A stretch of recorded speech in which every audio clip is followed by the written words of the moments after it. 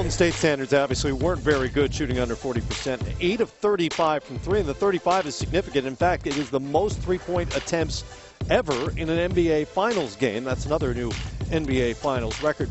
But Steph said something interesting when he was asked about the 2 overtime games that I want to ask you guys about, particularly, well, you've all three been in big playoff series. Do you believe in momentum from game to game? In other words, does the outcome of game 1 affect game 2, or are they completely separate in your mind? Only if you're 100% beaten. What I mean by that, you're playing hard and this guy's just killing me. Now Steph missing all those shots, no way he feels beaten. Now he feels disrespected when you say Dellavedova shut you down. So, Kenny, you said he wasn't up. Who said that? The guy asked him the question. Let me tell you something. He asked him a question. Let me translate it. Dellavedova shut you down. Steph got mad. Kenny said he wasn't up this game. I guarantee he's going to be up in game 3. That's the difference between a player's point of view and the media point of view. Yes. He asked a question about if Dellavedova did anything, and he said he shut him down. No, he was mad. He was mad. He was definitely mad. No, he did not. He said, what did he do to anything to that shut every you other down? player does? Yes, thank you. Did he use that phrase, shut you down? Well, I mean, that's what he was saying, though. Exactly. See, that's the interpretation part. You got to break momentum it down, thing, is that? Yeah, I mean, I to get to this point, these teams have, they're the best in the league. And so losing on your home court, look, they lost to Memphis on their home court in game 2 and went back and won the series, Golden State. So, I think back, as Shaq said, last year in the finals when San Antonio went down there and beat them game 3 and 4. I thought after game 4, as Shaq would say, Miami was defeated. Golden State's not defeated right now. Right. As Steph said, they're confident. They feel like, you know what, we had this game. We can go down here. We're still confident we can get this series. Yeah, you know what the funny thing, I always say, as a player, belief in momentum is only if you believe in it. Okay. So do you believe know what I mean? Say it again. It said belief in momentum is only if you believe in it. Because ladies and gentlemen. As a player, if you say, hey, we can't get back, no, you'll never get back.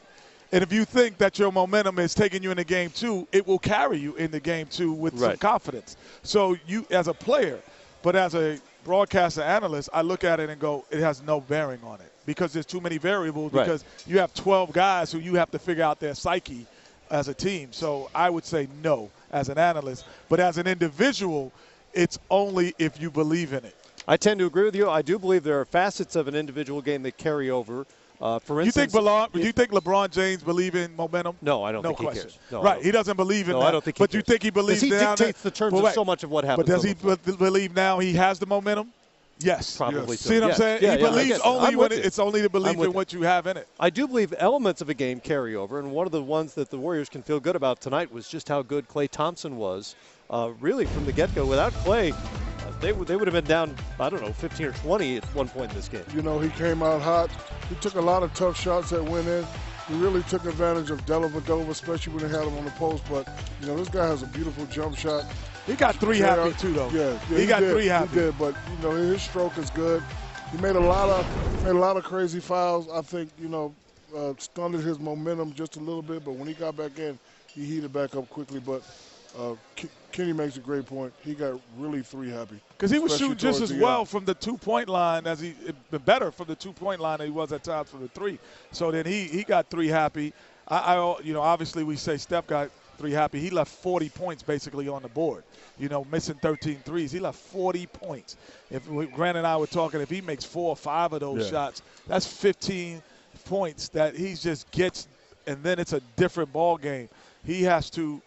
And I still feel he's the best player in the world. And, it's hard to criticize the MVP at any point. Right. But he's always been loose with the basketball. And that, to me, was bigger than anything else, his ability to turn the ball over in key moments that he could improve upon. So if anything he improves upon going into next season is his assist-to-turnover ratio in key moments. Maybe not throughout the game, but in key moments, he doesn't have to be that loose with the basketball. That was something Kerr emphasized with the entire team this season. Did you just say Steph's the best player in the world? He did. He's the MVP. He did, right? Well, he's the best player in the world. Does one mean the other? Well, I think this year it does. Oh, okay. This year it means that. We know LeBron James is always was going to have Steve Nash his foot. the best player in the world when he was MVP? He was the best player in the world that minute. He was the best player. He was the best player in 2005, 2006. I was waiting for that. I would say one year he was, the other year he got voted.